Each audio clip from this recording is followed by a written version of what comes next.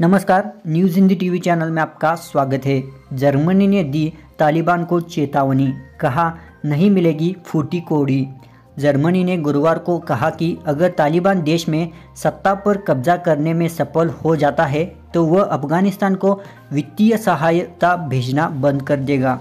Germany के सरकारी television यानी ZDF से बात करते हुए विदेशी मंत्री हीको मास ने कहा कि तालिबान जानता है कि अफगानिस्तान का अंतर्राष्ट्रीय सहायता के बीच बिना काम नहीं चल सकता है।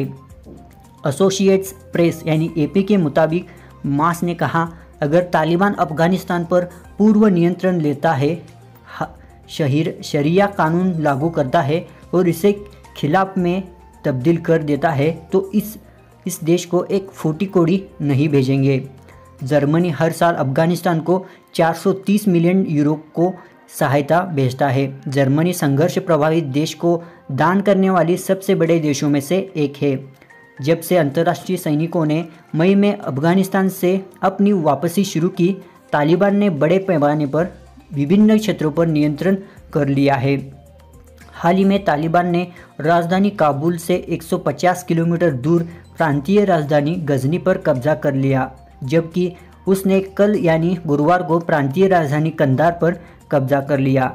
यह अफगानिस्तान की 34वें से 12वीं प्रांतीय राजधानी है जिस पर तालिबान ने कब्जा कर लिया है और सरकारी अधिकारियों को हवाई मार्ग से जान बचाने कर शहर में भागना पड़ा।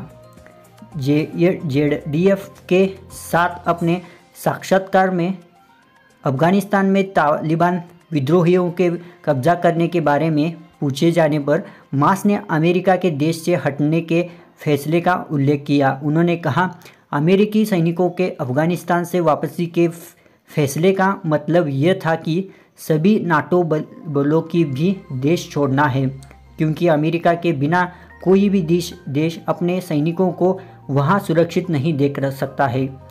मास ने कहा, जर्मनी की सरकार अफगानिस्तान में एक लंबे मिशन पर विचार कर रही थी, लेकिन नाटो के बाहर रहकर यह मुमकिन नहीं हो सका। इस बीच अफगानिस्तान में बढ़ते खतरे में मद्देनज़र विदेश मंत्रालय ने जर्मनी के लिए अपनी गाइडलाइंस बदल दी। उन्हें तत्काल अफगानिस्तान छोड़ने के लिए कहा गया है।